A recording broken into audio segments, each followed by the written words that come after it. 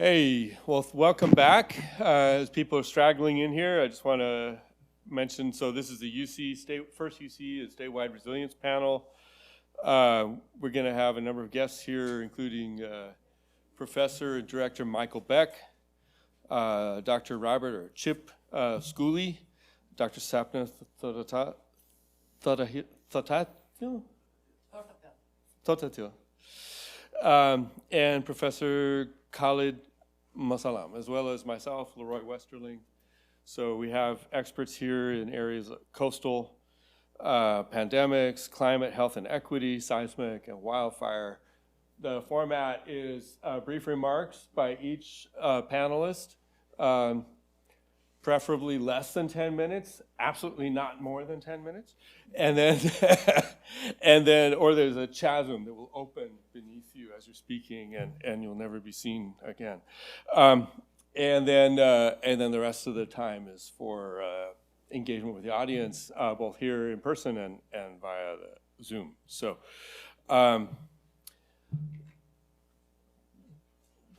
Sapna, since you were just getting an intro to where your slides reside in here, I thought maybe I'd pull you up first. Thank you. Good morning, everyone.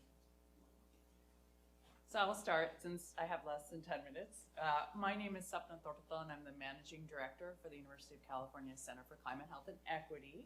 And today I've been tasked with giving you a rundown of climate and health initiatives across the UC system.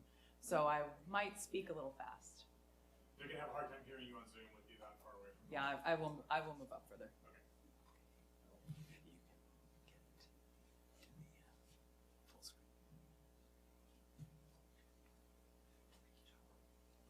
Okay. Can you see that slideshow? Okay. I'll reintroduce myself. My name is Sapna Thottathil, and I'm the Managing Director for the University of California's Center for Climate, Health, and Equity. And I'm going to just briefly tell you about climate and health initiatives happening across the UC system and at a system-wide level. And so first I'll tell you a little bit about our center, and then I'll tell you about system-wide work focusing mostly on hospital operations, since our center has a health focus, and then I'll leave you with a few campus examples.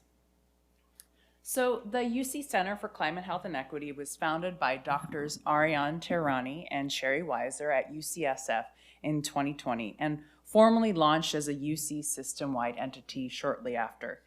We actually received seed funding from UC's Office of the President, UC Health, and from UCSF leadership, and the rest of our funding comes from competitive grants. A crucial source of seed funding was through the University of California's Carbon Neutrality Initiative, which was originally spearheaded by President Janet Napolitano. So I know if she's listening, thank you for the CNI initiative. And that put UC on track to become a national leader in emissions reduction and climate action. Today, the center spans all 10 UC campuses and 5 health systems, and we have developed relationships with and are partnering with over 100 faculty affiliates. So we have several areas of high impact, and they've been in education, research, and healthcare sustainability. I'll just briefly mention a few examples. So we've trained over 100 faculty across the UC system on climate, health, and sustainability, and these efforts have reached 7,000 students. We launched a course on climate and health justice. We also developed patient care materials on the health impacts of wildfires, and they're available in several languages online. We have a seed grant program, and our initial seed grant program, which was UC-wide, received 46 letters of intent, and we funded 4 grants on topics such as climate resilience education among indigenous communities in Guatemala and urban forest equity in LA. And finally, we are working on accelerating pathways toward a climate resilient healthcare sector and greening our health systems. So we are launching a clinical sustainability fellowship, the first of its kind in the country, where we will support and mentor UC faculty-led decarbonization projects. So before I turn to a high-level summary of the climate resilience work that's happening in partnership with UC Health and the Office of the President, let me just give you some quick climate facts and scenarios. In the next 5 years, we are on track to miss the international goal to limit temperature rise to 1.5 degrees Celsius. According to the International Governmental Panel on Climate Change, or IPCC, extreme weather events are expected to intensify with this additional warming. These extreme weather events are going to impact our healthcare facilities, the buildings themselves, and where we provide care, and therefore how we provide care to communities. Already, extreme weather events, including wildfires from lightning storms and planned power outages due to high winds, have caused evacuations of patients and medical staff of hospitals and nursing homes. Some hospitals and clinics do not have adequate temperature control or ventilation to deal with extreme heat and wildfire smoke. Other buildings are vulnerable to flooding during extreme rain events and hurricanes, again prompting evacuations in already stressful situations. So not all of these are UC stories, but some have been, including ones around temperature and ventilation, and some could be in the very near future.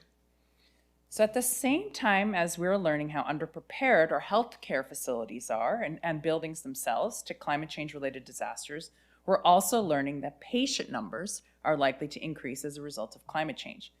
So a recent study from UCLA looked at emergency room visits in the state of California from between 2009 and 2018 found that during an extreme heat day, there are a total of 8,222 excess ER visits throughout the state. I'll skip over some other facts that have dire predictions of the number of deaths and patients we're going to see. But suffice it to say, this is going to put a strain on our healthcare system. So clearly, climate resilience work has to encompass not just how we prepare our hospital infrastructure, but our medical workforce as well, while also being mindful of communities. So I've already mentioned some of the Center for Climate Health and Equity system-wide initiatives that touch upon resilience, including how we're creating a climate-ready workforce with our educational programs and how we're preparing our clinicians. So I want to turn your attention to the last 2 bullet points. So we recently launched research on wildfire smoke and health impacts on vulnerable populations in the San Francisco Bay Area, and that's due to funding from the historic state partnership. We received some funding from the state of California, and this includes clinical emergency response planning in coordination with public health departments. We're also partnering with UC Health and UCOP Sustainability on system-wide climate work. So I'm going to turn to that. One of our key work streams includes supporting system-wide initiatives on sustainability and operations. And you can read more by checking out the sustainability report online, sustainabilityreport.ucop.edu. But basically, UC has had ambitious sustainability goals since 2003, where the regions passed our first sustainability policy. We committed to carbon neutrality in 2013, again under President Janet Napolitano's leadership, and we recently approved some updated climate goals. Emissions reductions are one key part of building long-term resilience around climate change.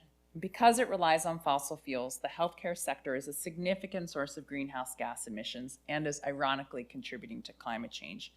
One paper found that healthcare contributes to 4.4% of global greenhouse gas emissions. That might seem small, but that is the equivalent to the annual emissions from 514 coal-fired power plants. And if you look at the US, the portion of emissions nearly doubles to 8.5%. UC's actions on emissions reductions include being on track to build the first all-electric hospital in the country at UC Irvine Health, using inhaled anesthesia gases more efficiently to reduce hundreds of tons of waste and emissions in the atmosphere due to clinician-led efforts, and implementing medical device reprocessing to reduce the life cycle emissions of purchased goods.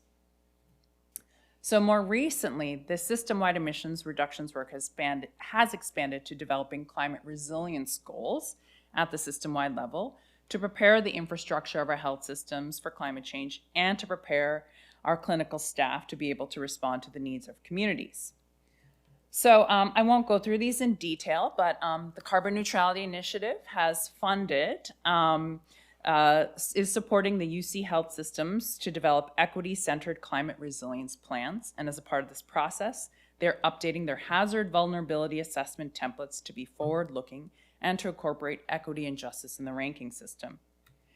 That work aligns with some new goals and commitments that UC has made at the system-wide level, including signing the White House pledge to take action on climate change and think about climate resilience, and new climate goals that I mentioned earlier. And finally, I'm just going to briefly run through some examples that were shared by some of our faculty affiliates that they wanted to highlight today, and maybe my slides can be shared afterwards, so you can click on these slides for details. So a lot of these examples touch upon the intersection of climate and health, plus other issues like water security, our food system, our marine and coastal environments, and wildlife. So just briefly, some examples from UC Davis that go through, there are links here that showcase the work it's doing on climate resilience. And for more information, please feel free to reach out to Claire Cannon, who's based there. Just give you 2 seconds. Okay, this is from the Center for Law, Energy, and the Environment at UC Berkeley. And you can see they're doing work on climate and health and water, wildfire, and of course, building community resilience. And there's some websites here that I encourage you to check out. This is from Santa Barbara, the work that they're doing around wildfires and resilience, of course, coastal resilience and dune restoration, and then looking at wildlife, specifically amphibian communities. So please check out these centers as well. And then the last example that we received that I wanted to highlight is from UC Irvine. This is from the Banerjee Lab. They're doing some work on wildland fire dynamics and modeling and using some technologies around that, like remote sensing. So that was a very quick overview of climate resilience work happening at the intersection of health and equity across the UC system. I'm happy to take any questions and during discussion, and thank you for having me.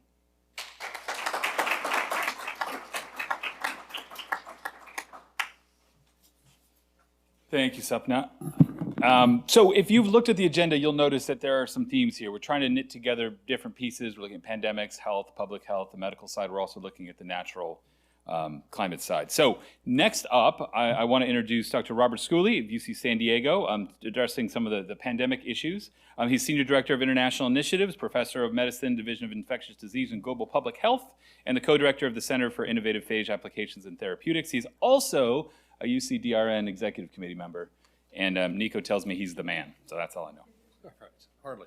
Thanks very much. It's a pleasure to be here today and to have a chance to interact with everyone here. Let's see if we can find the right. Yep, it needs to be repaired. I think it's speaking about me.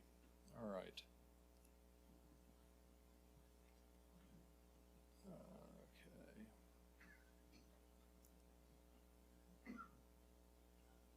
Apparently the antivirus program does not like my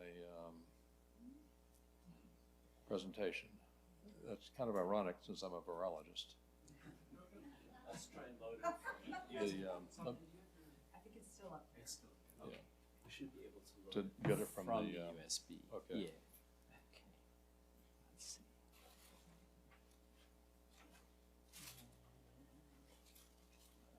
See, hers is Sapna things or something. There it is. There it is. Oh, that's her. That's presentation. hers. So this was yours, right? You see That there was you- mine. Yeah, Yeah. it's the one that's being. All right. Okay, we'll get this sorted out.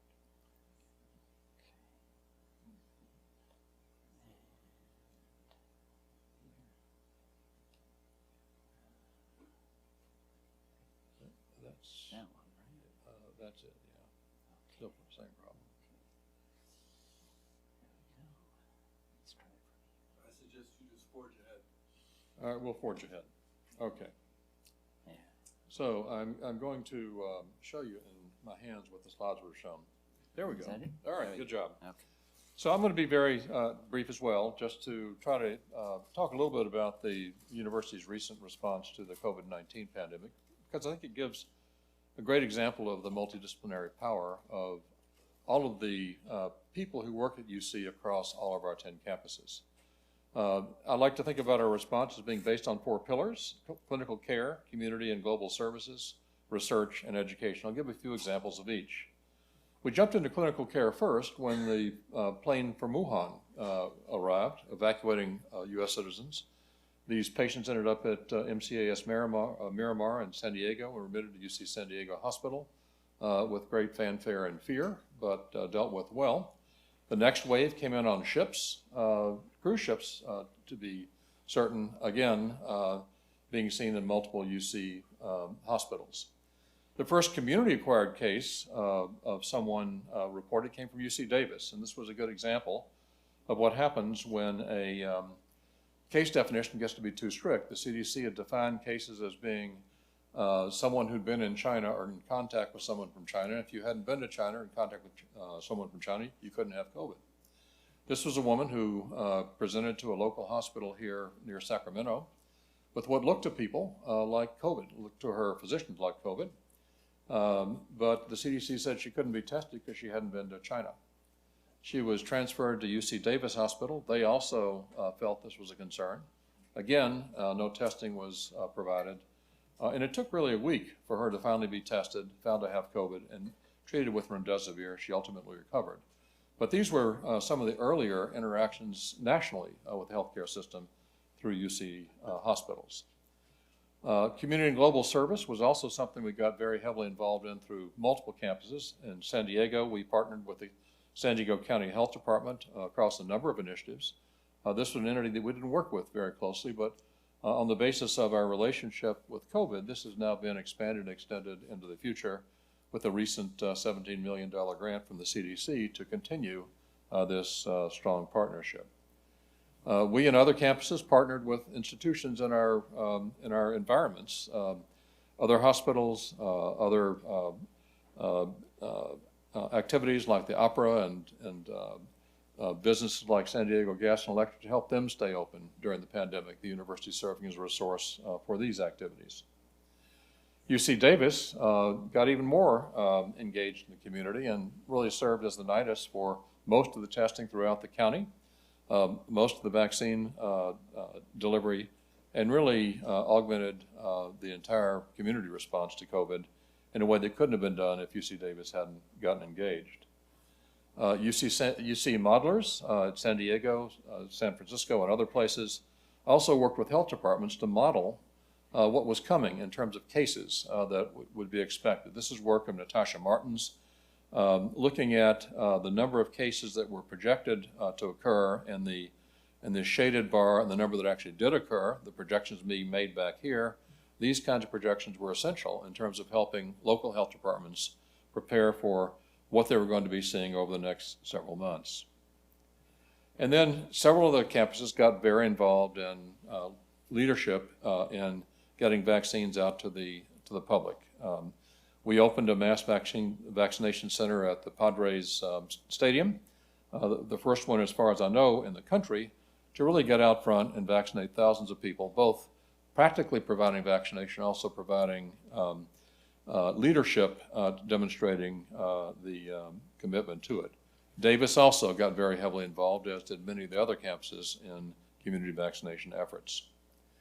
In terms of research, all of the vaccines and all of the drugs that are used for COVID today were studied within UC medical centers. When you look at the publications that shape how we take care of patients today, the researchers who did this were UC faculty with UC staff taking advantage of a vast network of clinical investigation that had been going on for many years on other diseases.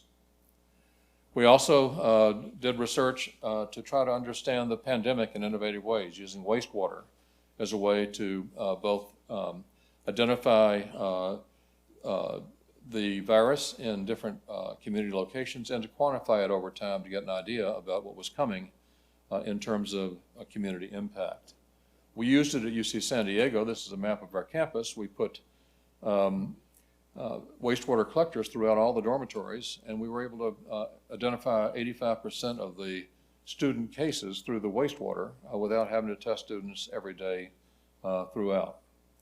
And this wastewater testing was also a way to test when new variants came into the community. You could detect them faster in wastewater than trying to pick them up from individual patients. This innovation is something that I think is going to be very important in the future, monitoring other pandemics. We're now beginning to look at drug-resistant bacterial infections using these sorts of technologies as we move forward.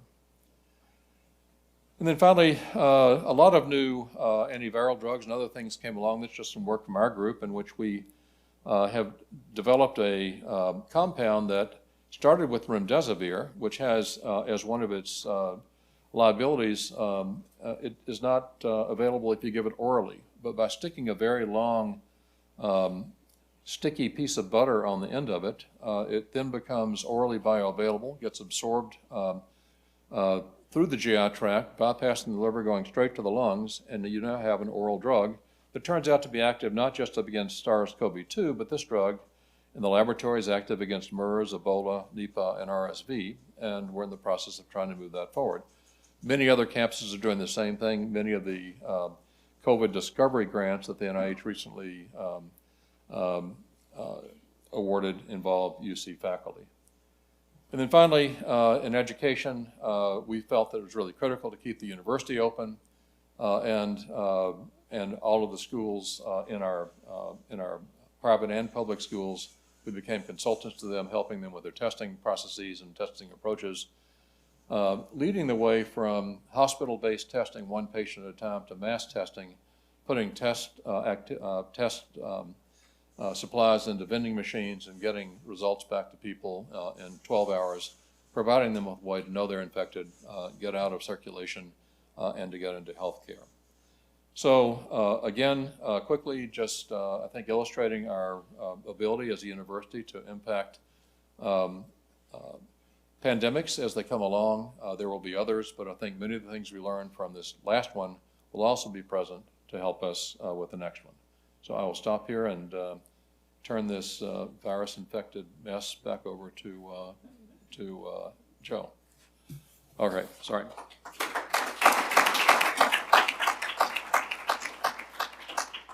Thank you, Robert.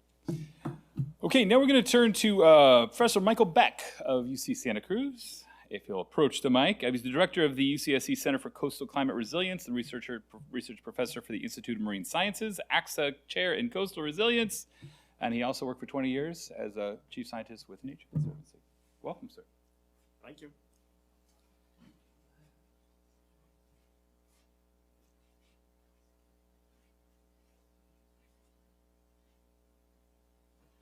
All right. Good morning, good afternoon. Really appreciate the opportunity to speak to you today. I'm going to talk a bit about our new Center for Coastal Climate Resilience and then some of the connections to some of the other campuses' work around in coastal resilience around the state. All right. Those of you who were here last winter, if you didn't know it already, the impacts of climate change are here and now. They're no longer a problem of the future. There are things that we must be addressing now. California has been a leader in climate mitigation efforts, both here in the state and globally. And we need that same sort of leadership from California in adaptation to address the problems that for many vulnerable nations are becoming existential crises for them. And you're going to hear a lot more about that in the coming months here, particularly around the upcoming climate convention. We, as a state, need to be supporting more equitable actions, nature-based solutions where they're appropriate, and to be looking at the development of new tools, somewhat potentially akin to what we help to develop around mitigation markets, maybe in adaptation markets, as one example of that sort of thing. In our new center, which was just started with a state grant last year, we have a vision to advance innovative solutions for building coastal resilience that engage partners, foster leaders, and address the challenges from climate change here in California and beyond. We are working on a variety of strategies with many partners in agencies, NGOs, businesses, and other universities. Some of those are listed here. We've also just given out 30 awards across campus for a variety of research that is covering all divisions at our campus, from arts through engineering.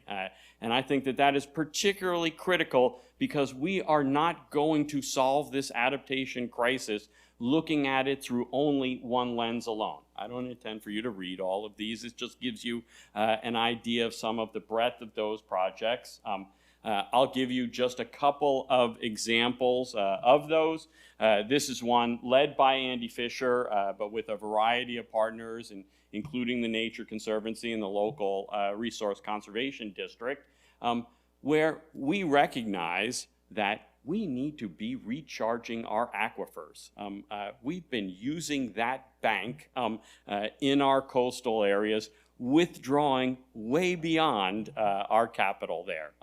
We've got to be figuring out how to get water back in there and maybe paying farmers to do that through net recharge systems, where you can essentially think about spilling water back into those aquifers through your fields and getting credits for those.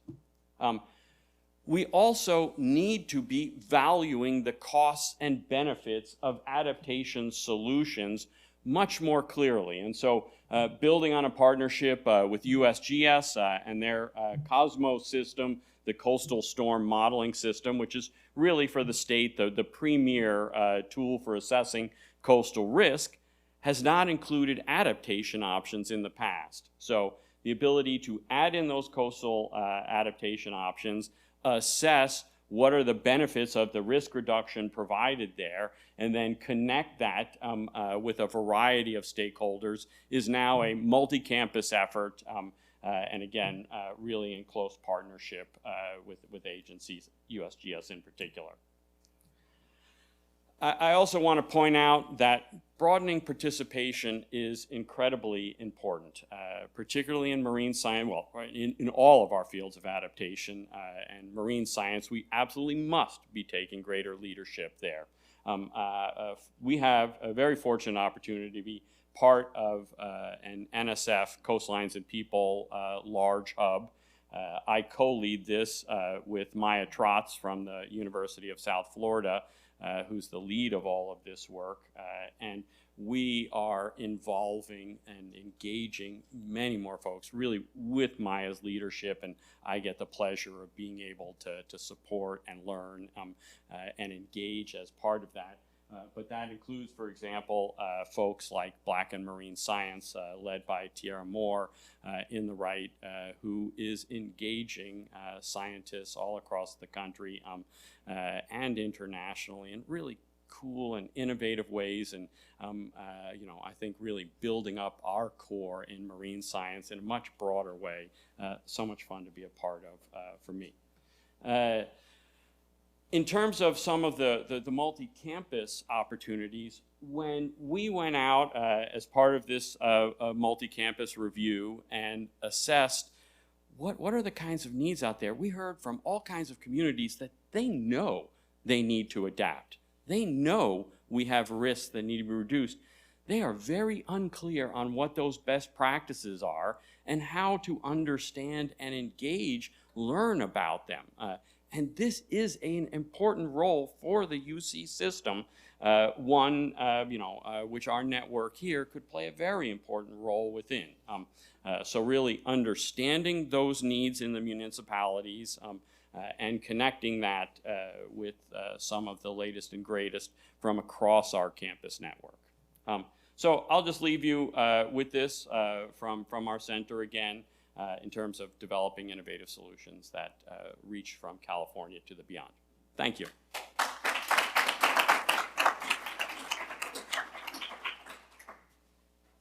All right, thank you. Next, we're going to have Professor Khalid Mosalam come up from the UC Berkeley Center. He is actually the Thai State Professor of Civil Engineering and the Director of PEER, the PEER Center at UC Berkeley. And has been conducting research for the past 20 plus years with funding from all manner of folks from Caltrans to NSF to FEMA. So thank you, Professor.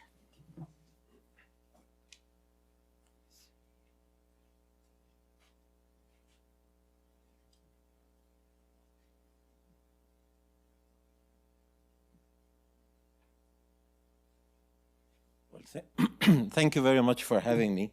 It's a pleasure to be here. So actually, you're going to see me twice today because I'm giving a talk in one of the breakout sessions in the afternoon. So I left the details for the afternoon, and now I'll just give you a quick overview of what we do in the center. So the center started about 20 years ago as an ERC, Engineering Research Center, funded by National Science Foundation. And currently we're predominantly funded by the state of California and the UC Berkeley campus. We include 5 UCs, but our campuses are 20 campuses, so there are 15 non-UCs. The UCs that are part of our center are Berkeley, Davis, LA, Irvine, and San Diego. We encompass all the resources of these 20 campuses. Most of them are located on the West Coast where, as you all know, earthquake hazard is the highest.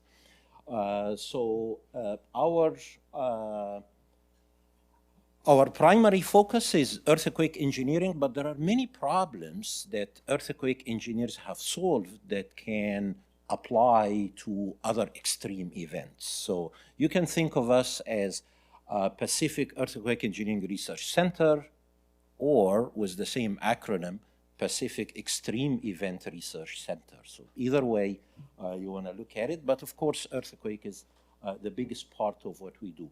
The expertise in the center range from geohazard to structure to people who do network research to people who do AI, all the way to decision making and public policy. Our mission in tandem with this initiative is how to be the leaders in resilient design in the face of extreme events, particularly earthquakes. So if you look in the literature, probably you'll find about 50 plus different definitions of resiliency.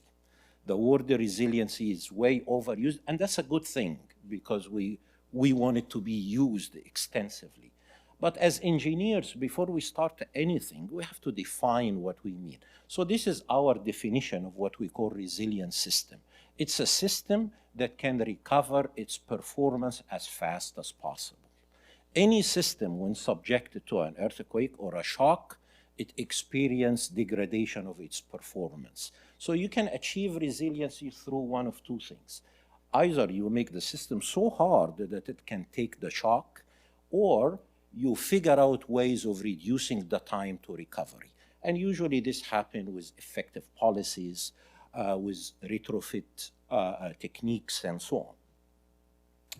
So we strongly linked to another organization that's currently funded by National Science Foundation. It's called STEER. So we are peer, they are STEER. And STEER actually goes beyond earthquakes. It looks at coastal hazard, it looks at wind hazard, and seismic hazard. We are the node for seismic hazard. The network of STEER trying to build capacity, promote collaboration, and we use the slogan of reconnaissance based on effective, or resiliency based on effective reconnaissance. Because one thing we learn a lot from these earthquakes is beyond any kind of research we can do in the lab. And how can we learn rapidly from the earthquakes that happen so frequently, whether they are local or international, so we can benefit from the observations. So STEER was formed 5 years ago, 2018, and in the past 5 years, we have responded to 56 events. 30 of them were earthquakes. Responded meaning we have either developed a virtual team that looked at things on the internet so we can document that, or we send a field team to, if we think this event is so important that we need to learn from it with boots on the ground. So I'll show you a few examples of what we call major projects that PEER does. When we speak of resiliency, we speak of resiliency of a community. So it's not a resiliency of a single structure. So you have to look at not only structures, not only buildings or bridges, but the entire infrastructure. So this project here, OpenSRA, is actually open source seismic risk tool.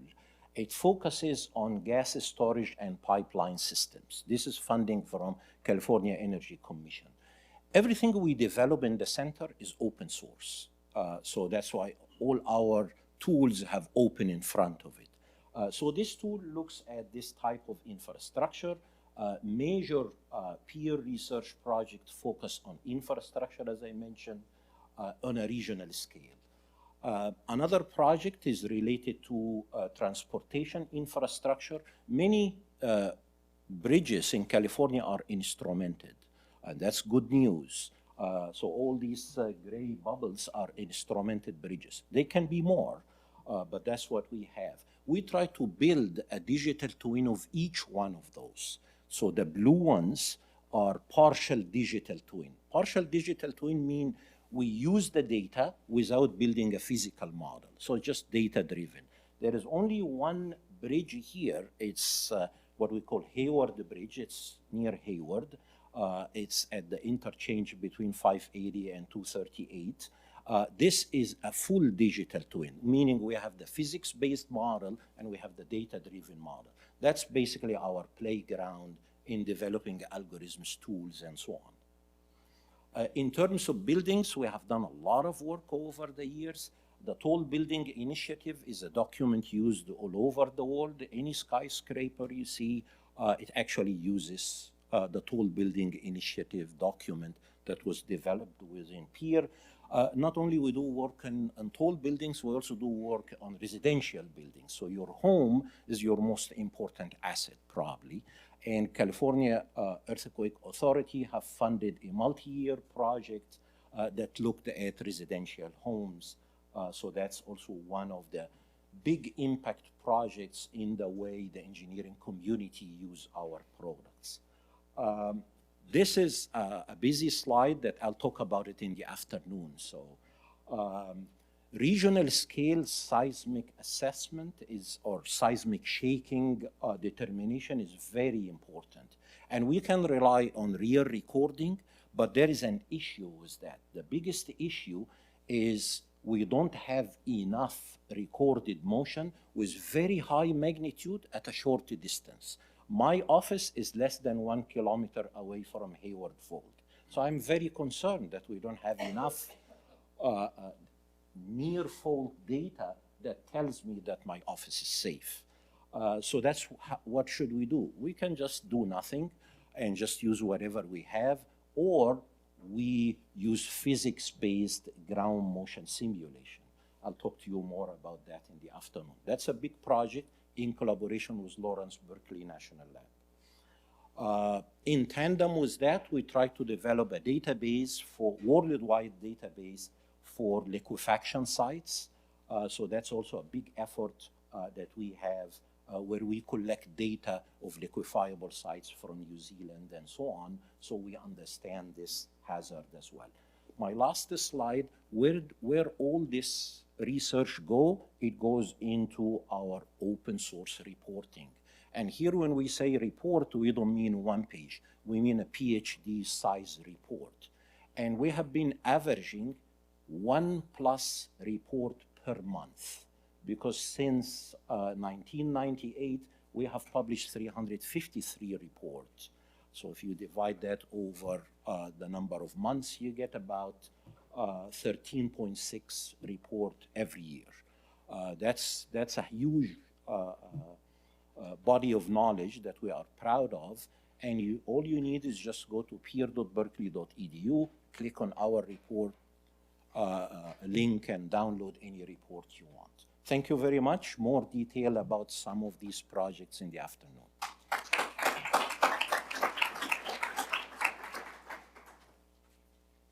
Yes, you can join your fellow victims at the table. All right, last but not least, we're bringing back up LeRoy Westerling. In addition to everything you heard about him this morning, he conducts research on wildfire models and also is looking at some of the historic evidence around the drivers of extreme wildfire seasons. So, thank you. back to the mic, sir. So I'm going to keep it brief and slideless so that we can move quickly to discussion. But as you said, I've been involved in all of the state climate assessments, leading the long-term wildfire projection activities.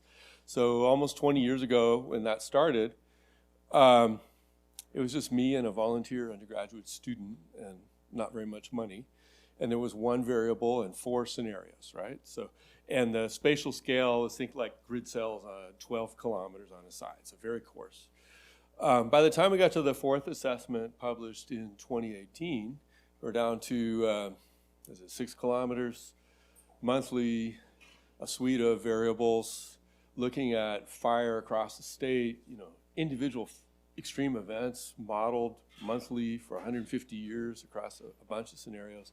So we have thousands of scenarios, 100 million maps of wildfires across the state of California. And the challenge was that nobody was equipped to use that data. Right? The grants that they had were small. The narrow applications they were looking at, they didn't have the data developed to translate proximity to a fire and to specific damages to the resource that they're looking at managing risk for.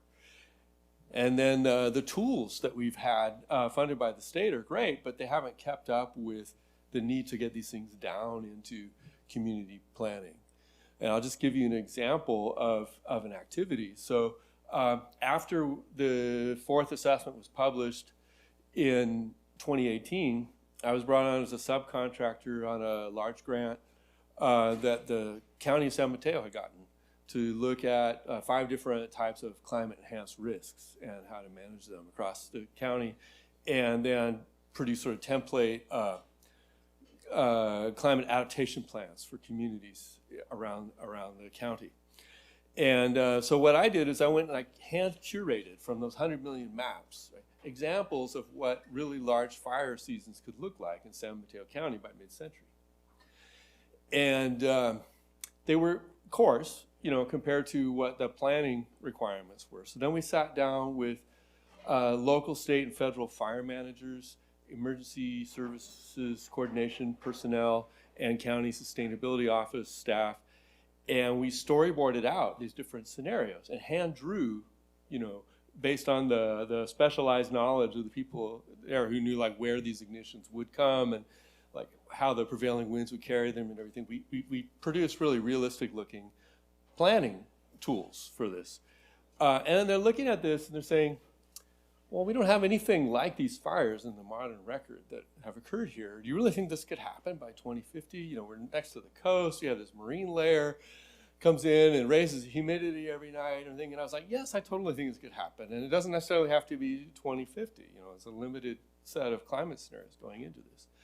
So it turns out that the largest storyboarded scenario that we put out, which was basically all of southwestern San Mateo County and northern Santa Cruz County, looks identical to the fires that actually occurred in 2020 in the CZU complex. So we hit it right on, right? So, but nobody there, I think, really believed that it could happen even by 2050. Well, it already happened in 2020. And generally, it's been the case that the reality on the ground in California has far outpaced what we could project. And that's because in each of the assessments, our models are very conservative. And we're limited to sort of past experience to guide future projections. And then we're trying to project things outside of the box of what we've actually observed in the past.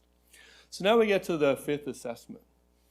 Right, so I'm part of the Pyrogens consortium. I lead the working group that develops all the long-term open source, publicly available data sets, models for dynamic vegetation, carbon, fuels, emissions from wildfires, fire presence and absence, severity, size, mapping down to 30 meters, for 150 years.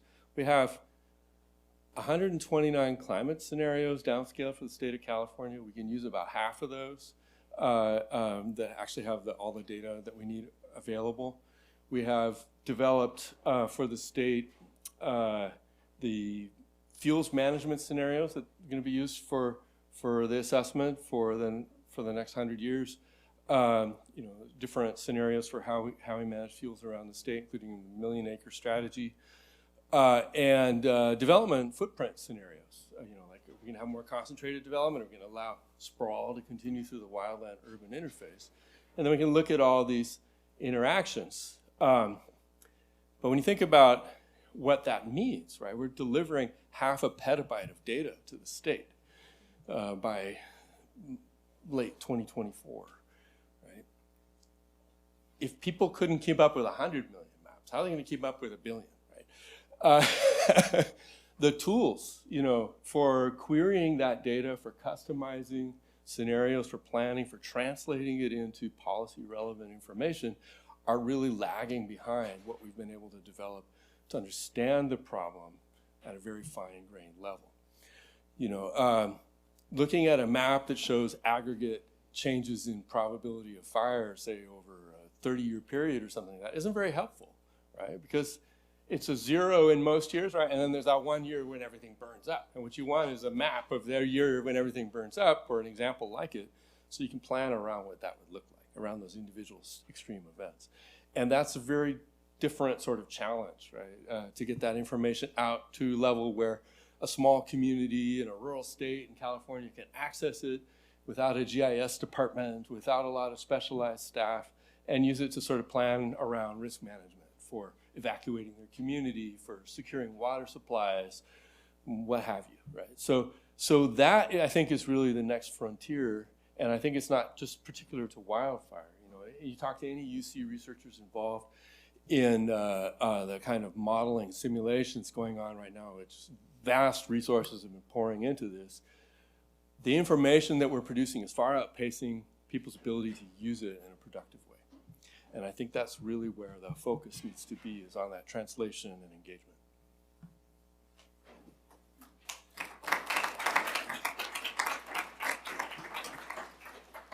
Thank you, LeRoy. All right, so we packed a lot in.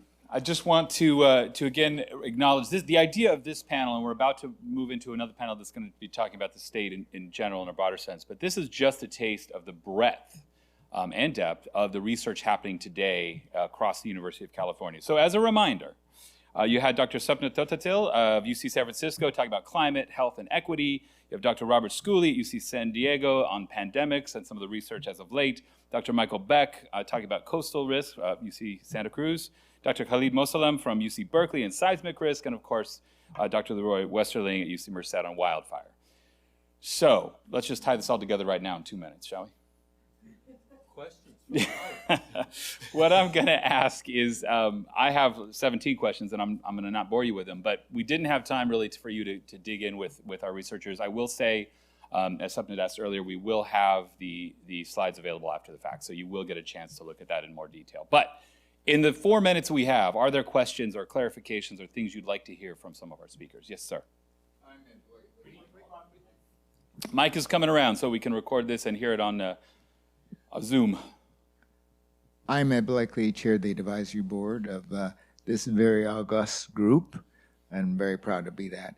The thing I'm trying to figure out, how do we make better consumers with so much information and so much need? The consumer, it's outpacing the consumer's ability to understand it or to use it. And we've heard about the trusty people that we have out there. Do we have another re-education program we need to build for people? Because the current way they do it is put their head under the covers. All right. How do we deal with the sheer volume of important information in a way that's digestible? Well, do I need to turn that on? Is that on? Yeah, it's on. All right. There we go. I'd say, and I think most folks touched on this a bit, we've got to get much better at the communication that we're doing. We've got to be able to simplify some of the problems, direct people to the solutions. I mean, you know, as scientists, we're often really great at characterizing all measure of the problem, the risks, and not often concentrating on ways that, you know, can help direct people towards the solution. So I think more innovative approaches for communication, a greater focus on solutions. There's a lot in there, but that's about as simple as I could make it. LeRoy? I think working together with specific stakeholders to show them how we can work together to do it right with the data and and produce success stories that we can communicate, sort of pathways to success. How do you manage this type of risk in this type of context?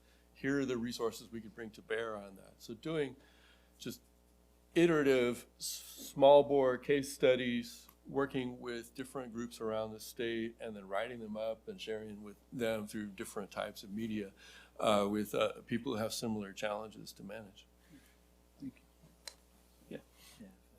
You know, we heard earlier today about how difficult it is sometimes for scientists to work with government. But that's even more of a problem when government is working against science.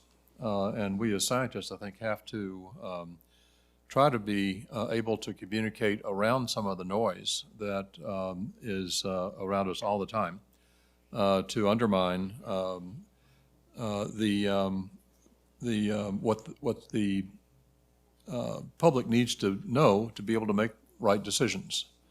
I can't tell you how upsetting it is to have people discover a brilliant vaccine that would save millions of lives and have people run around saying, this is killing people. The NIAID, which was led very ably by Tony Fauci, this next year has had its budget cut by 23% by Congress because they're mad at Tony Fauci. This kind of stuff is really very destructive. On an unrelated matter, I think the other challenge we have is we shouldn't stop at just trying to discover things. We need to communicate to people what we're trying to work on and why, and we need to do it directly. It's great to have an opportunity to be on a news show, but they're looking for 2 or 3 minute bites that are punchy, like we're all going to drown because it's raining in the mountains. And it takes a while to, and a lot of effort, I think, to get beyond just the headline and talk about why coastal threats are a threat to all of us, and to engage people in a way that they then get curious about it. We should be people who pique the public's curiosity so they want to know more, and not rely on others to tell them what we do, particularly the press by themselves or politicians by themselves. Thank you. Yes. So thank you for the vaccine work, by the way. And I agree with what my colleagues have said about the importance of communication. But I also hope we think about solutions not just at the individual or consumer level, but at the institutional and societal level, because building resilience is a multi-million, billion-dollar activity. Hardening our buildings, preparing our hospitals, you know. So I want to put that out there. So some of these solutions can't just happen at the individual level. And the other thing is we also need to think about communities. How do we prepare communities to be able to respond together, and how do we work with communities to come up with community level solutions as well? So I just wanted to add that as well.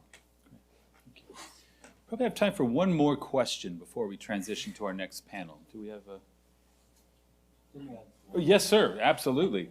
I didn't want to force anyone, but it's a great question because we had to deal with that in the early days of PEER. Seismologists are very good in defining their intensity measures. Engineers are very good in defining their engineering demand parameters and damage measures. But the public doesn't understand any of that because these have to do with solving some kind of a differential equation. So the founders of PEER came to the conclusion that we should have decision variables that speak directly to stakeholders. And they came up with the 3 Ds: death, downtime, and dollars. So you have to convert all your engineering calculations into one of these 3.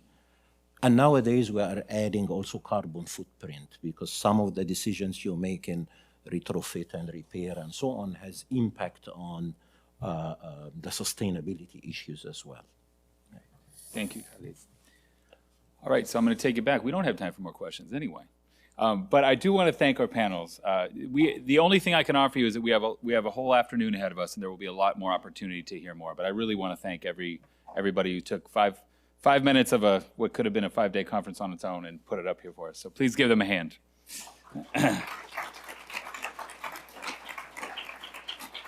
And next I get to invite up Abby Browning, who's the Chief of Office of the Private Sector and NGO Coordination for the California Office of Emergency Services, also known as CAL OES. And Abby will lead us into our next panel.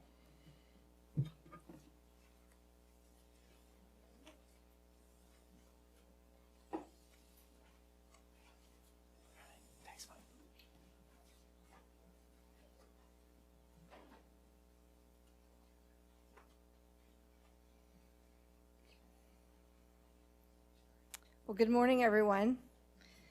I know this panel stands between you and lunch, but I promise it will be very interesting. We have a very good, you guys want to come on up. We have a very diverse panel from the state of California, a very distinguished panel. We have wildfires represented with CAL FIRE. We have the pandemic represented with CDPH, and we have agriculture, our #1 industry, represented with CDFA. And then I believe, is Dr. Miyamoto here? He's going to be online. Oh, he is going to be online. Okay. And he is a structural engineer and also a commissioner with the Seismic Safety Commission for the state of California. And if you think about it, I know I personally spend 90% of my day inside of a building. And so structural engineers and what they do, and on the local level and on the state level, is extremely important to all of us. And working on that resiliency effort is something that is very important to the state. So having said that, these are our panel, and I'm going to step aside and let Frank Bigelow start, Assistant Deputy Director with the California Department of Forestry and Fire Protection, and CAL FIRE. So do you want to come up here? Yeah, come on.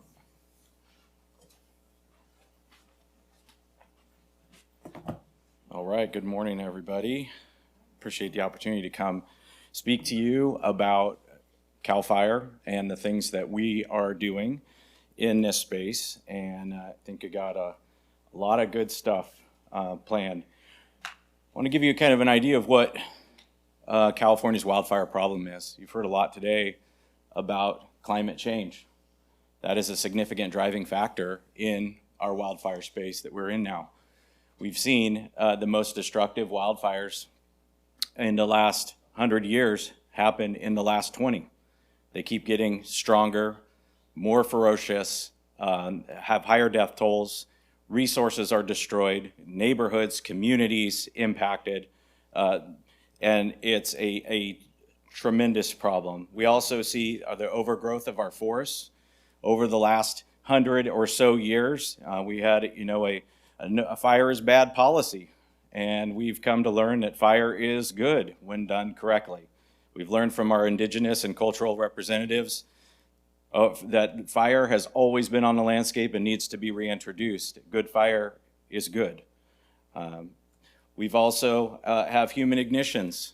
It stands to reason through our analysis of fires that we've been keeping track of for many years, 95%, people throw out percentages all the time. Most of the time they're made up on the spot. In this case, it's real. 95% of all fires are human caused.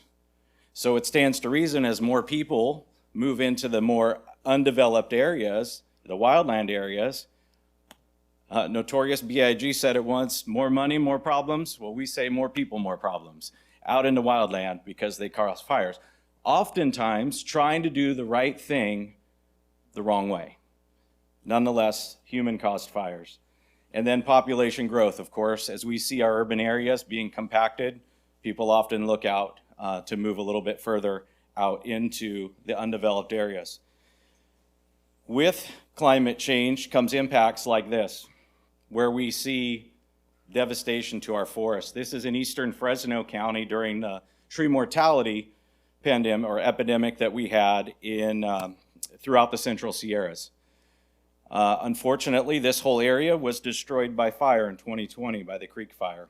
And it was because of this that fire grew to over 450,000 acres and destroyed 952 homes, 17 of which were my friends and family.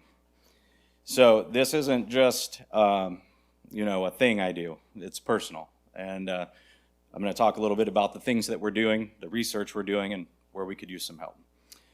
As I mentioned, this graphic illustrates that point of the last 20 years of just how destructive and how large the wildfires have gotten over the last 20 years. All these infographics can be found on our website as well. But you'll see, the two black marks there in the top. That was from 1932 to 1999. Everything has happened since. Everything from 2020 to 2021. There weren't any major fires in 2022, thank goodness, that made it on the list, and not in 2023 either. In fact, an interesting point is CAL FIRE has 6 incident command teams that go out through the state to manage critical incidents. Not a single one has been deployed for a wildfire this year, although 4 of them have been deployed for other reasons, for floods and for a funeral that we had for passing of a couple of our helicopter folks a few weeks ago. So that's great news for this wildfire season. But this story continues to repeat itself and just get worse. I'm going to talk about what we're doing to help with that. So what is our strategy? How are we going to combat this as a department, as a state, as a federal government? How are we coming together? Well, it's through parcel level mitigations, and that's educating, talking to homeowners about what they need to do to make their home and property more resilient to wildfire. And it's not just enough to say, oh, you need to do your defensible space, or oh, you need to do this.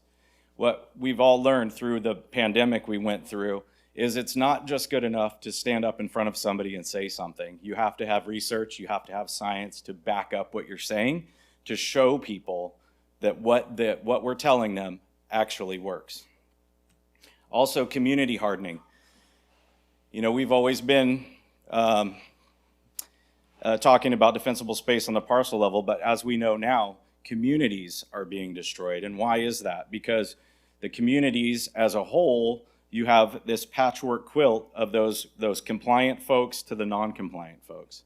And all it takes is 1 or 2 non-compliant, meaning not in compliance with defensible space, to get the fire going, to go through the community.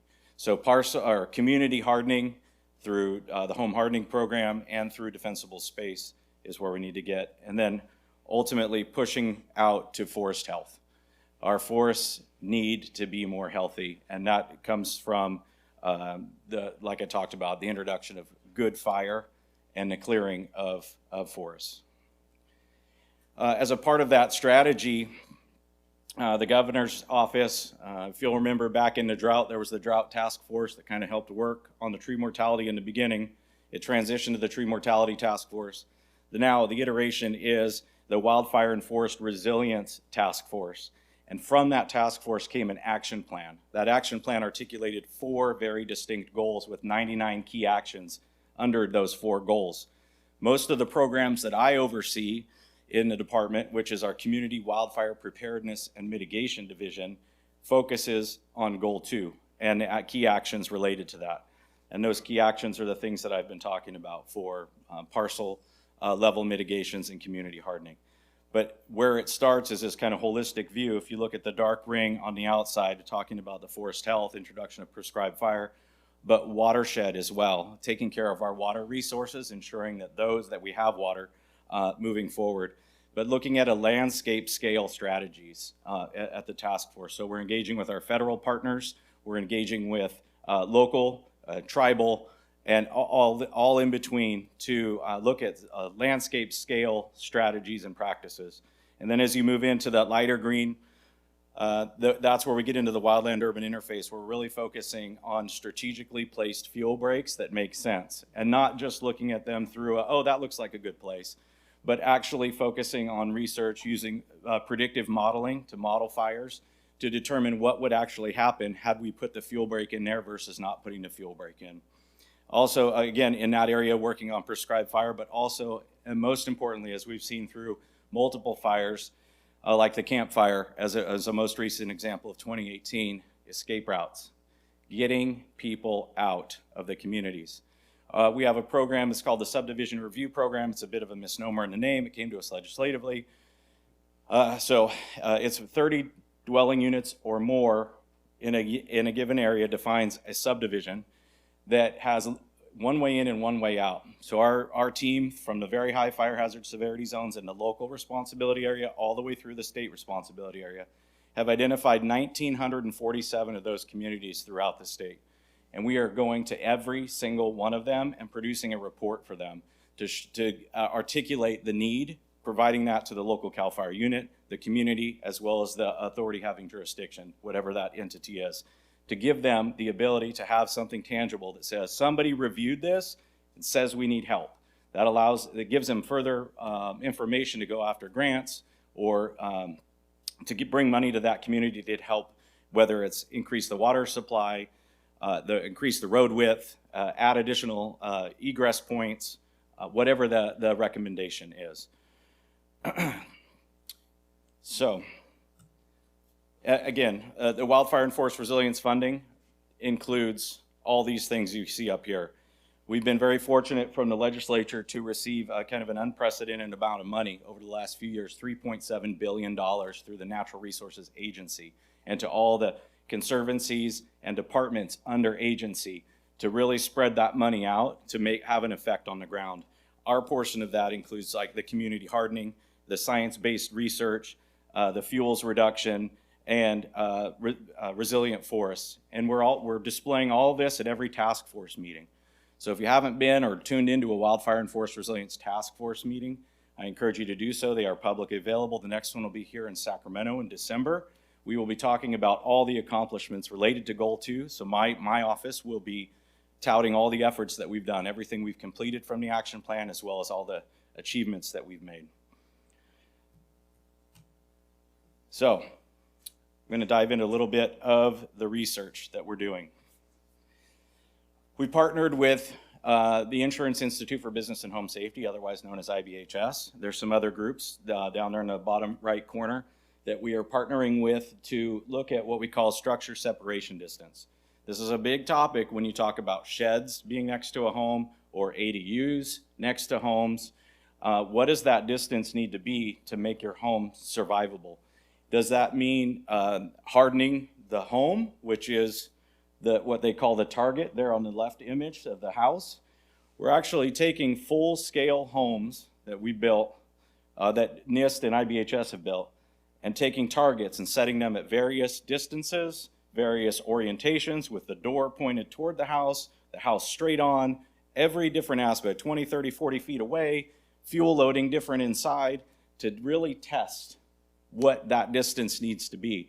Because we need to be able to articulate to the public exactly what they're facing by putting those oftentimes unregulated, as far as WUI compliance of Chapter 7A of the Building Code, those buildings right up next to their home, and they're filling with gasoline and lawnmowers and paint and everything else, and it's right next to their house. So what distance does that need to be safe? I think I lost a slide from mine to this one. So another one that we are looking at, because I'm looking at mine on mine, is we've partnered with Headwaters Economics for a cost of retrofit study. So if you haven't looked at Headwaters Economics, I encourage you to go on their website. They have many papers that they've published.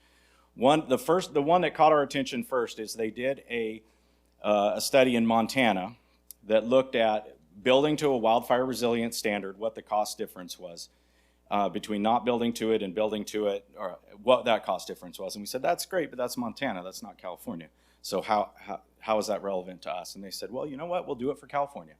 So they did one, and they published it just recently in July of last year. that compares building to Chapter 7A of the Building Code at the 3 different levels, at the base level, an intermediate level, and the optimum level. And what they found was and they did it for Southern California and Northern California.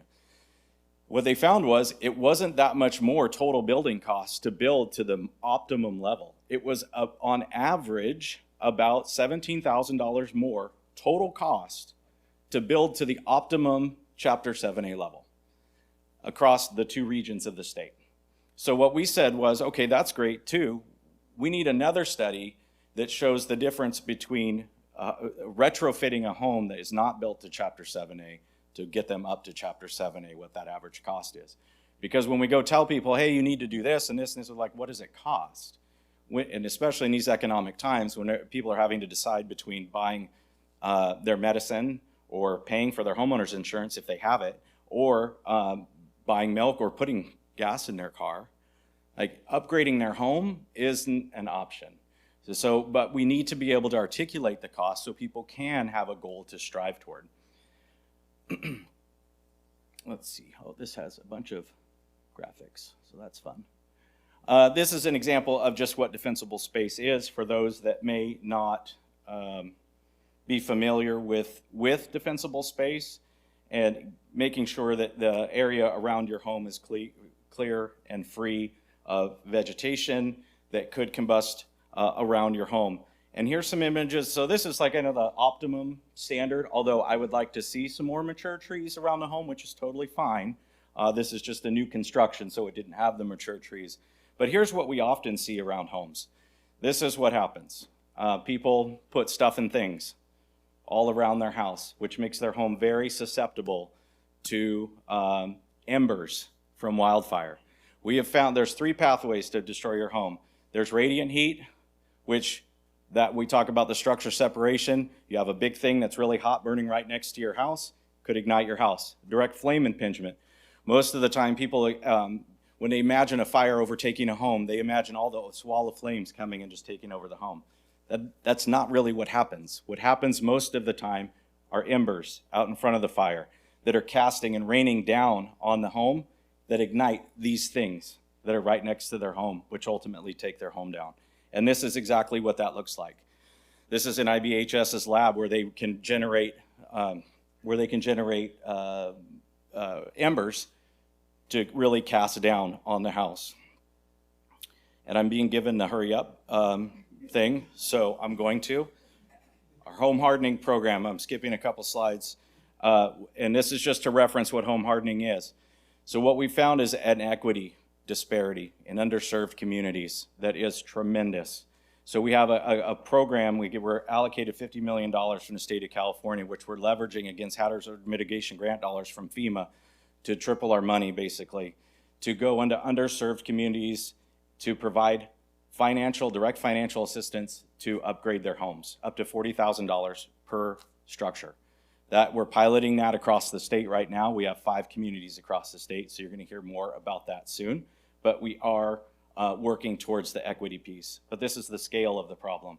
Everything in the gray was built before Chapter 7A. Everything in the green has been built since.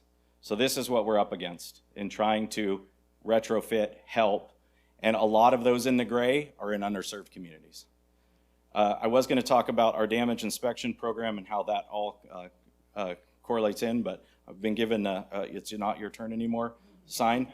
So we'll talk more. I think we have some questions, so okay. Thanks. Thank you very much. As you can tell, wildfire and the threat that it has is very important to the state of California.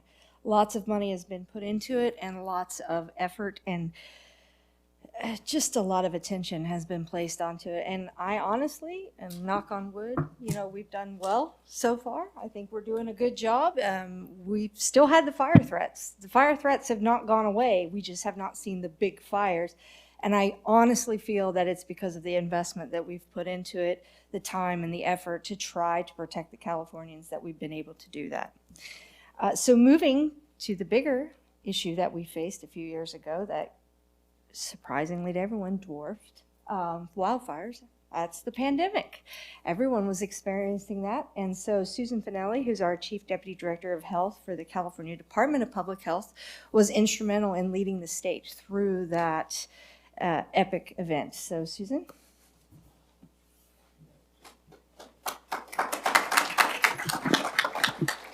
Good morning.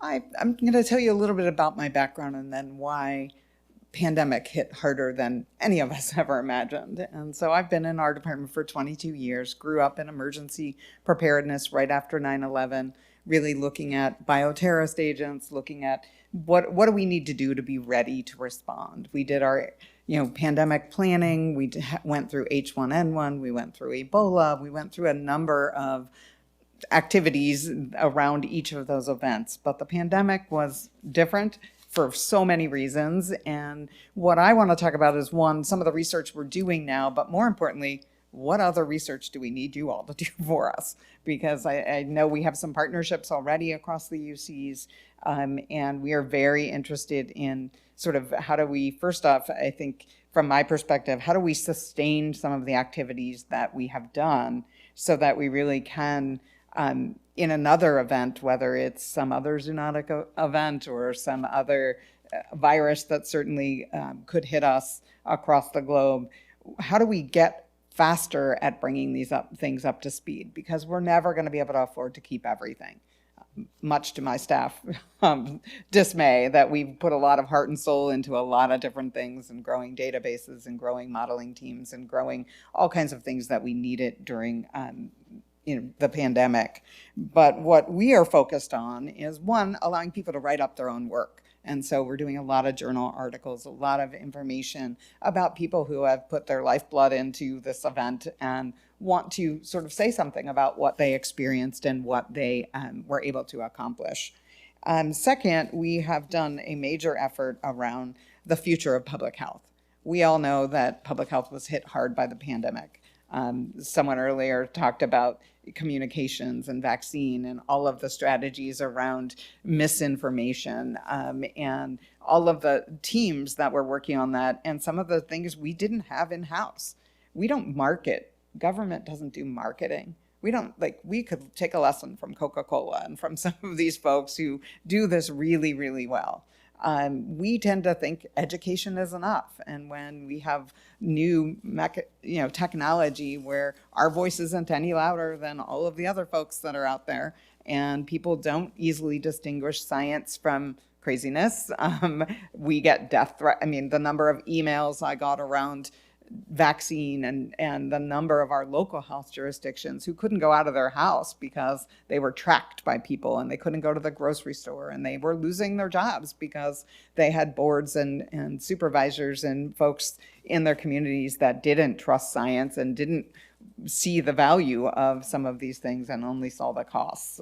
So we did a lot of work around the future of public health, and we were able to secure $300 million ongoing for state and local public health. And that's huge for us. Public health is normally not generally funded. It's fee funded, it's federally funded. And so the ability to get some ongoing non-categorical funding was really based on the research that we did around what it takes to be a public health department. I'm not sure if I'm supposed to be moving these. I haven't gotten to my slides yet. So my slides really focus on what we need.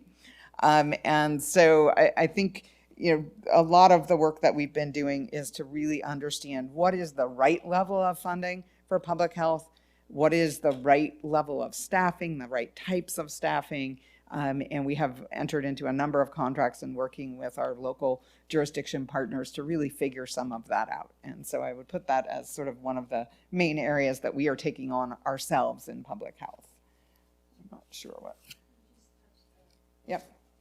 Okay. And so, we learned a lot about what we didn't know and what we need to know. Every day we were challenged with, how do we get real-time information? How do we do it better? How do we really understand what's coming? And so I think about research or based on the issue areas that we had to deal with. So one, data and surveillance. Everybody remember the day when the data systems broke across the state? I'll never forget it. I can tell you that. We knew that our data systems were not prepared for the amount of data that was coming in. We were not only tracking positive lab tests, we were tracking negative lab tests and calculating our positivity rate and some of the other things. Our systems were never designed to do that. And so how do we even think about, what data and analytics needs we have in the future? Second is healthcare delivery. We know the healthcare delivery system is just in time. It's not prepared for these large events. Public health interventions. How do we really think about what works and what doesn't work? And I'll go into each of these in more detail. And then the long-term impacts on our population of the pandemic, of the interventions we took. How do we really think about that? So I'm going to dive into each of these areas a little.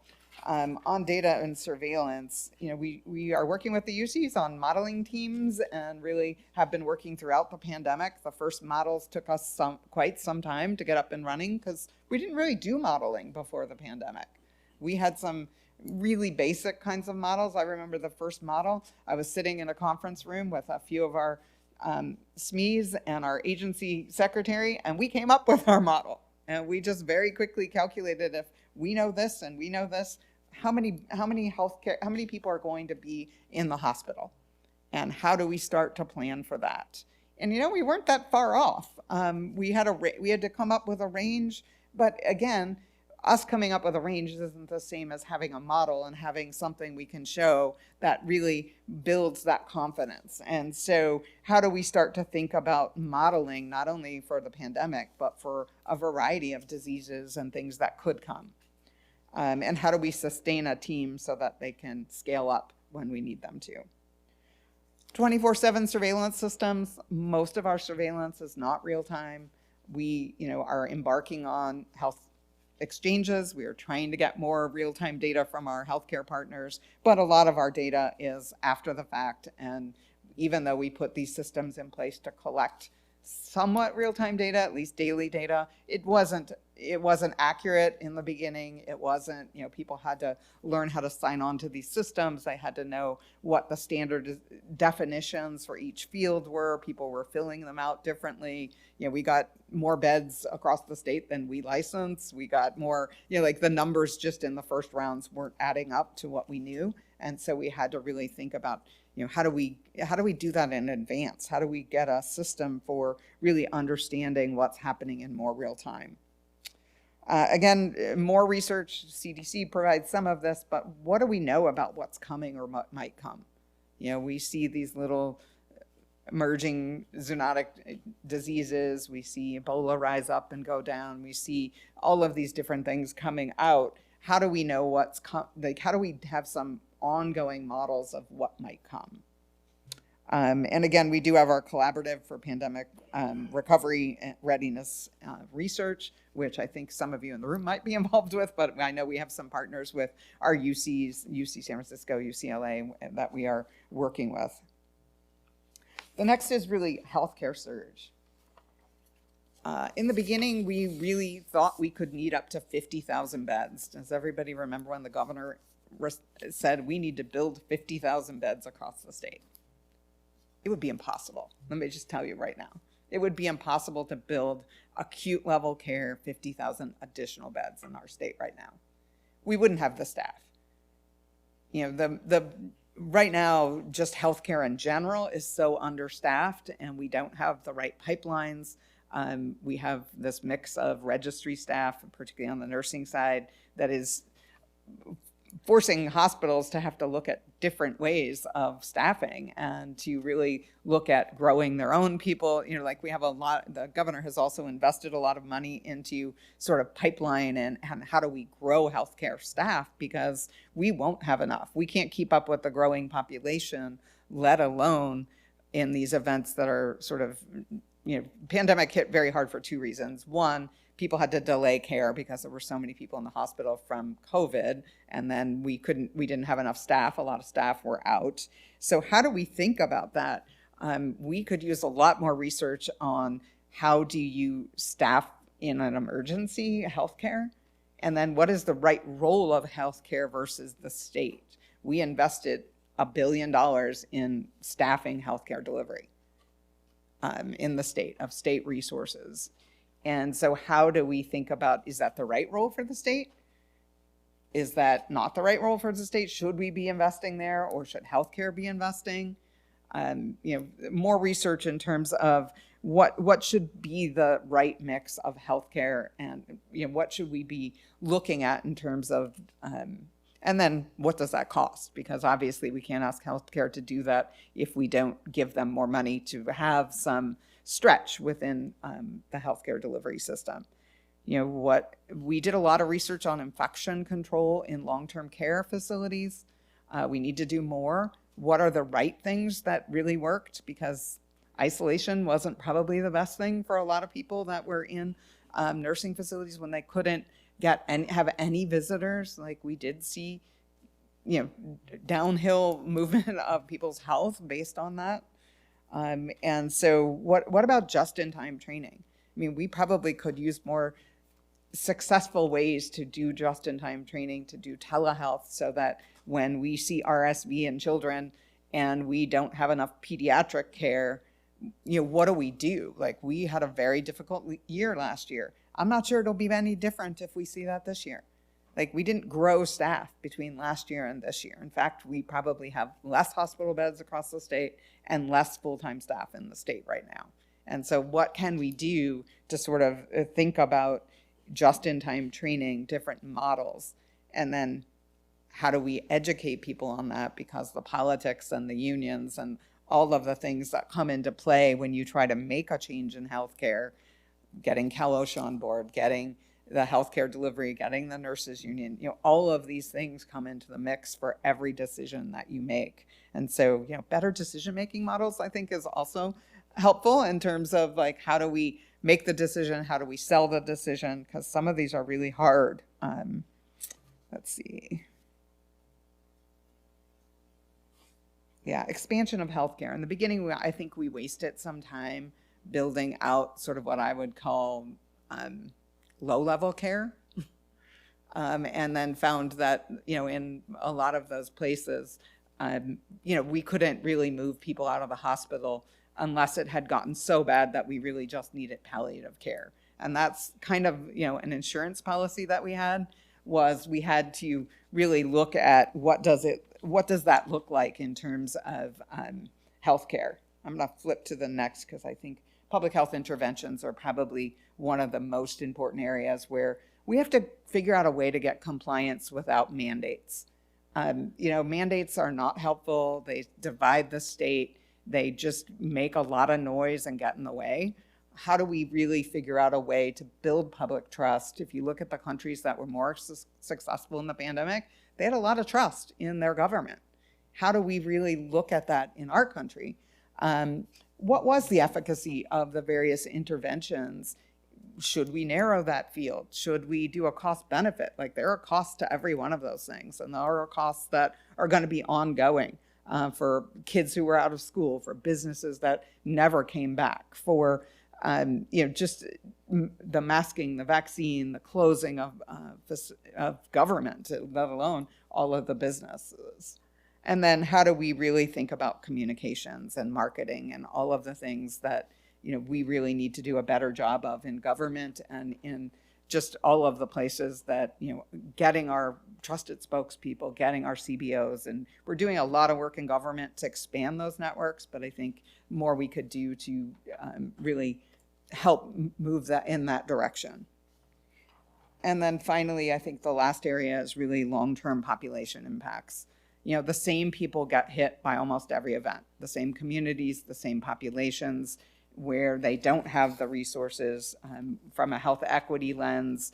They are hardest hit by the closures. They are hardest hit by the disease itself, because they have the underlying conditions. Long COVID, I don't think any of us know what that's going to mean for the future.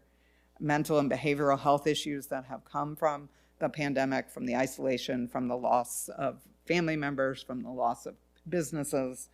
And then the public health workforce. We are suffering from changes, from trauma of our own workforce. And we are doing a lot of trauma responsive training right now, and it's really helpful. but how do we get that to more people and across not only the State Department, but across all of the local health jurisdictions as well. So I'm going to stop there. I think there are a lot of places where we could use more research, but happy to take questions later.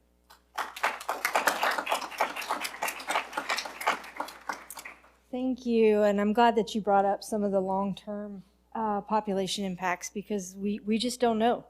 There's so much that we just don't know, and I know I'm personally, the mental behavioral health, I think about that all the time. I was pulled up with Susan and many of our colleagues 12 hours a day, every day, working on these events, learning. I know more now about the healthcare system than I ever thought I ever would.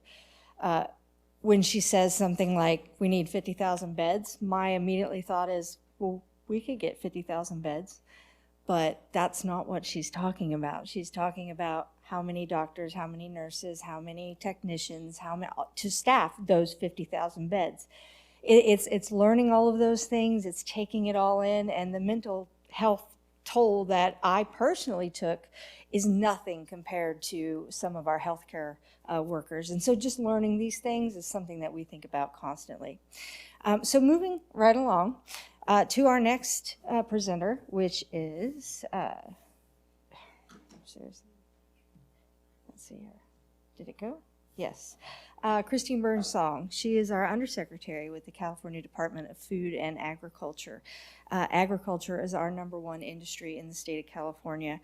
We feed the world, and it's extremely important that all of these disasters, all of these events, everything that we have ever talked about regarding resiliency affects our agricultural industry, and it's our lifeblood in California. And so they're working very hard on problems that are arising due to climate change and things. And so, Chrissy. Thank you, thank you. I'm very humbled to stand up here with Susan and Frank. You and your teams do such indescribable, important work in terms of public health and public protection. So thank you for all that you have done and sacrificed personally to keep us all safe and healthy. At CDFA, we just feed people, and even then, we only support the farmers and ranchers who are responsible for feeding people. And Abby, thank you. You really set it up. Had lots of statistics to share with you to give you an idea of what the risk is to California's agriculture if we are faced, well, actually, we are faced every day. You set up that for me as well. Climate change disaster. But I will just let you know, yes, we feed the world. Yes, we are the #1 agricultural producer in the country. We send half, or if you travel to a grocery store in any other state in the United States, half of the fruit and vegetables in the produce section came from California. And we still have enough produce left over to export to foreign markets where we are feeding people all over the world. When we talk about the economic importance of agriculture, it is a $51 billion industry. We employ 400,000 people throughout the state of California. And it's not just production agriculture. We have ag-related businesses, agriculture technology, all of these attendant industries are also worth over $100 billion and also employ hundreds of thousands of people. I cannot overstate the importance of this economic activity to our rural communities here in California. So economically vital for the state of California, nutritionally important for California, the US, and the world. And yes, the biggest emergency, the biggest disaster that we are facing every single day, just like every other farmer rancher in the world, is climate change.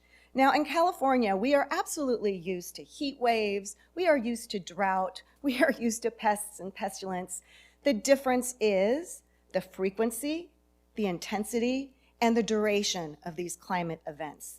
This is above and beyond what most of our farmers and ranchers have the capability to deal with on their own. When we're talking about drought, of course, we're not only talking about a lack of water to actually grow the crops, but we are talking about a climate where we are able to sustain plant pests of all kinds all over the state throughout the year. Without that cold snap, we do not have those naturally occurring events that help keep pest populations low. We are talking about wildfires. We heard a lot about wildfires. When we're talking about agriculture, it's not just burning those crops to the ground. It's not just that crop loss to the farmer. It is terrible working conditions for the farm workers who are out in the fields. And even if a crop isn't lost, we have entire crops damaged, like our wine grapes a couple of years ago, due to smoke taint. That's an area that there's a lot of research happening right now. The last thing that we deal with is floods. Now, we just had historic flooding this last spring, which on the one hand was a wonderful break. We were coming out of a multi-year drought. We've had 3 multi-year droughts in the last 20 years. We were happy to see the rain, but of course you all are aware how destructive this was, not just for our environment, but there was loss of life as well. But when we're talking about agriculture, when we're talking about soil structures that are already compromised because of drought, and then you see water floods coming down, it's it's much easier for that topsoil to be washed away. That topsoil cannot absorb moisture as well as it could if it was in a healthy state. We lose the topsoil into the future. Those soils are less fertile when we go back and try to plant those fields again. So there are lots of research opportunities for agriculture. The one that always comes to mind is we need new seed varietals for drought-resistant plants, for pest-resistant plants. We need more technologies on more efficient irrigation. We have quite a bit. We have drip lines, but not a whole lot new that's come out recently. So continuing to move the needle on being able to irrigate more efficiency is very important. We also need to continue exploring new production practices to help boost soil health.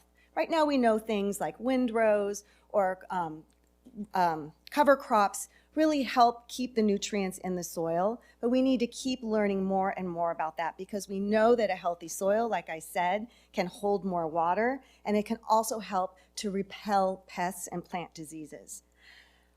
On that note, we also need to continue developing softer chemicals to deal with plant pests. We need biologicals, we need biological controls, we need biopesticides. We need more sustainable ways to deal with these growing plant pressures in the state of California because we also know that our consumers, our workers, our community members are all pushing agriculture towards a more sustainable framework for pest management. We can do that, but we need our tools to be as effective as the chemicals we'd like to see them replace. Not just as effective, but they've also got to be affordable for farmers. The last thing that I'll mention is managing methane. So agriculture contributes to greenhouse gas emissions. Very small amount when you're looking at all of the sources, but we've got our part and we can certainly do our part to mitigate those impacts. So continuing research on controlling methane emissions from livestock and dairy operations. We've got a lot of great tools already, but there is lots more that we can do in this area. In terms of research that we are already doing at CDFA, we don't actually do the research ourselves, but we have a lot of grant programs and we partner with universities and colleges who actually do the work. We are supporting integrative pest management solutions through our Office of Pesticide Consultation and Analysis. We have so many acronyms. Several grant programs under them. We have one called Biologically Integrated Farming Systems. This really takes what we know about IPM and works to get it out into the field to be able to spread those practices to get more farmers to adopt them. We also have proactive integrative management systems where we are doing research to figure out what are the pests and plant diseases in the future and what can we develop right now so that we can implement those quickly when we do see them, when they do make it here. And on top of that, these pest solutions have to fit well into an IPM framework. So we're not looking at hard chemistries. We are looking at chemistries that we can fit into system-wide plant management approaches. The last one is that we support USDA's IR4 program. I don't know if you know this, but there aren't a lot of crop-specific pesticides for crops grown in California. We've got over 400 crops here. Pesticide companies like to focus on crops where they can get a big bang for their buck. They can't do that so much when you've got, lots of different crops. They're high value, but they're not really big in terms of acreage. So there's a program at USDA that looks for solutions for specialty crops. Again, these are solutions that are softer chemistries that fit in really nicely with integrated pest management systems. Back to methane. At CDFA, we have the Dairy Digester Research and Development Program. So we showcase innovative technologies for dairies to help them better manage their methane emissions. On top of that, we have a program that provides incentives for dairies to be able to build these dairy digesters on their properties. We also have the Fertilizer Research and Education Program. This is research and education to teach farmers and dairies and livestock better ways to manage their fertilizer that are in ways that are both environmentally sound and agronomically effective. But all of this research and technology is no good if it's not adopted. So like I said, we've got some incentive programs at CDFA. We've got a Healthy Soils program, provides incentives to farmers to use healthy soil practices like windrows and cover crops. We've got our State Water Efficiency Enhancement Program, again, incentive for farmers to install energy efficient pumps to reduce greenhouse gas emissions, and also water efficient irrigation systems. We also have our Alternative Manure Management Program for properties that cannot afford to install dairy digesters or don't want to for whatever reason. They are very expensive.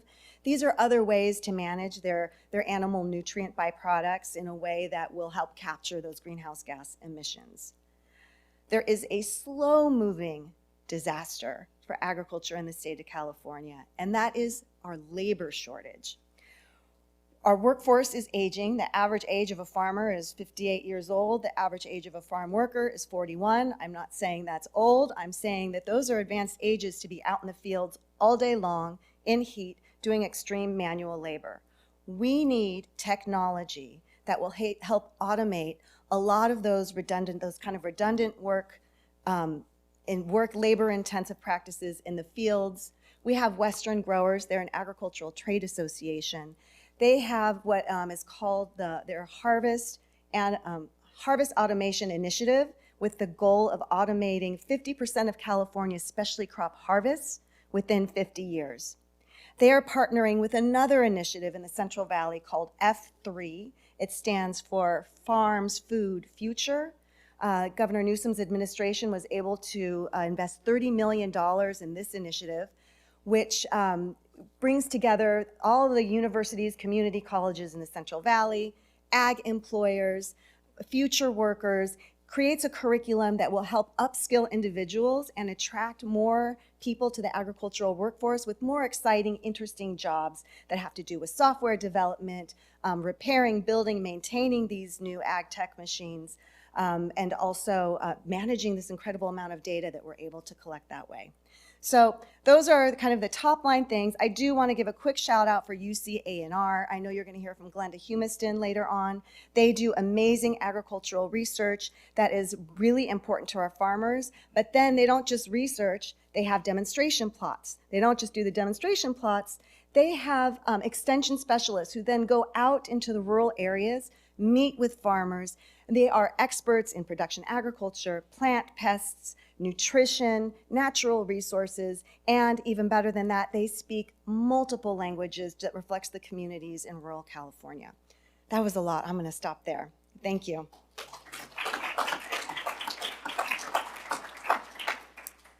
Thank you. I'm just reminded, listening to our three panelists so far, somebody this morning talked about silos and how we all have silos and how we have to break down silos. Nothing breaks down a silo faster than a disaster. When we have a disaster, three of them, as well as many of our other colleagues, we're all in a big room and we bring up these things. What about this? What about this? What about this? And so we have all the need to work together. We are going to try Dr. Miyamoto. He is virtual, if that works. Okay, so let's talk about seismic a little bit for the next 10 minutes. My question is there any surprises in the last 10 years? Well, not really, actually. Surprises is actually coming. You know, the last earthquake we had in California is a little greater and Northridge back in 1989 and 1994. And those earthquakes, people talk about big ones, but they're essentially moderate earthquakes in a sense. You know, true urban disaster we experienced in California is way back in 1906 San Francisco. That's exactly what we're facing today. Now, so I want to talk about a little bit about our preparedness and what I see as a professional, what's gonna happen here. And my opinion here is nothing to do with the Seismic Safety Commission. I'm a Seismic Safety Commissioner for California for the last 12 years, but this is just my professional opinion. Now, I spent quite a bit of time in the beginning of this year in Turkey.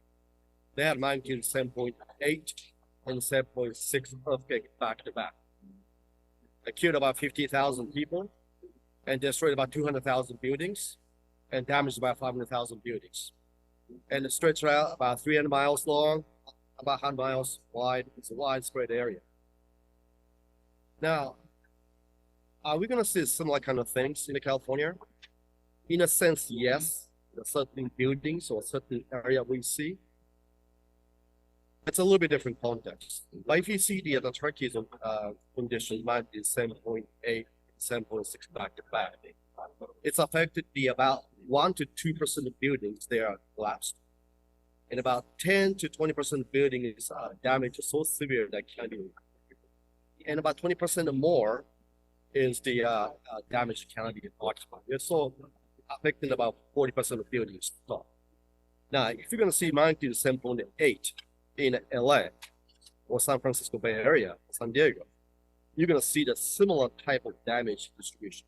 You're going to see the 1 to 3% buildings will collapse, magnitude 7.8, and you're going to see about 50% buildings will damaged because something like that. But in the California situation, a little bit different from Turkey. Turkey's condition is all the buildings made of concrete, you know, and many of the buildings here, especially houses we build in wood. That's a good and bad about it. Let's talk about the concrete first. So anything built prior to the late 1970s, the building code changed in California in 1973, and so construction happened after the two. So around anything happened at the prior 1980s, our concrete structures do not have very little seismic consideration. And those are building types actually killed 50,000 people in Turkey. And we're going to see a similar impact. Those buildings are extremely dangerous, what we call non-ductile concrete structures. And here in LA, we have a few thousands like that. The same things apply to the Bay Area also. And why they're so dangerous? Because the way the concrete structure is built did not have right type of reinforcement. So it makes the building to be extremely brittle when a major earthquake happens, like 7.8 and 7.6. That's a huge issue. Now, a city like LA is probably most progressive. They passed the ordinance here to basically address the requiring the seismic strengthening for this type of structures. But the deadline is 25 years. Chances we're going to see that the big earthquake here before 25 years is very distant, actually. So that could be too late. The reason why there's such a long timeline, because doing the seismic strengthening to the occupied structures, especially like apartments or condo or office building or retails, it's a very expensive thing to do. So here an ordinance said you have to meet certain code criteria to do that. It will cost probably 20% of a replacement cost in seismic strengthening. And it's commercially, it's not really feasible. That's a huge issue. Commercially, it's not feasible. I think the ordinance should be written such that as the, let's say spend 5% of the replacement value to do seismic strengthening. That's the requirement. Especially that, there's something affordable. I think that is actually really, really critical. What does that mean? 5% of the replacement value versus 20%. Is that better or worse? Well, usually, if you try to do the perfect job, which is a good thing, costs a lot, right? But first, $1 is actually really impactful. You can really change the risk profile of the building system quite a bit. So I think that's something like that type of economical consideration is really critical. Now, second thing, so all of a house made of wood, right? All of us living in wood houses, most of us. Which the good news, because of it, the earthquake happens, usually wood buildings perform really well. You don't get crashed so often, okay? The bad news is the fire after earthquake, which is a huge deal. Especially like say LA Basin where we have a lot of wind events happens here. Okay? And so does the Bay Area too. Here in LA, you expect to have the over 1,000 simultaneous ignition expected after the major earthquake and after 1 hour. No fire department is ready for that type of simultaneous event, you know. Now, this can be resolved by reduce this ignition quite a bit, a lot, by simple devices. It's you can do automatic gas shut off device. Pretty cheap, costs about total installation, everything, maybe $500 to $1,000. Seems affordable, but it's not really affordable for everyone, right? $1,000 per household is a lot of money. So there's no requirement to do retrofit for the typical residential houses at all. But this will cause the destruction of LA and the Bay Area as you know today. So as far as the research is concerned, I think we know what we are facing as engineers and scientists. We know exactly what we're facing because we see that all those global disasters all over the place. So we know what they experience, what we see it. We know how to fix them. We know how to reduce risk. But what's stopping us is that our methodology, it's not economical. It's not commercially feasible. I think research should be focused on such as the commercial feasibility of the, and also impact the risk to these concrete structures, or that how to reduce this $1,000, $500, $1,000 installation of the gas shutoff to something more affordable, like $100 or $250 a range, something that the equivalent of what Japan does, by the way. So that would be that type of research to make this seismic risk reduction, how to make the commercialized, how to make affordable, feasible. That's I think what we need to do, you know. Then we're going to make a huge difference in the surprises we're going to see here in LA, in San Francisco, everywhere in California. I think it's an extremely important task. That's my message. Thank you.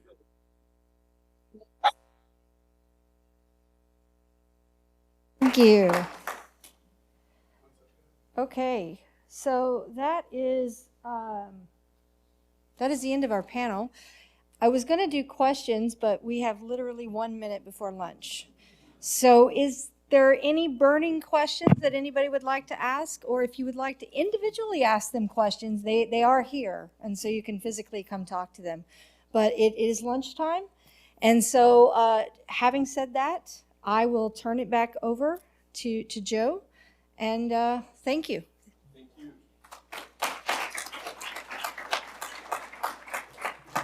Thanks, Abby. The moment you've all been waiting for, lunch is available in the back. That's the good news. The bad news is we have to eat it in this room. So stay here, eat your lunch. We will entertain you.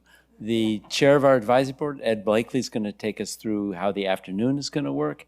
And we have 2 videos to show you as well. So please go ahead in the back, help yourself. Bathrooms are outside.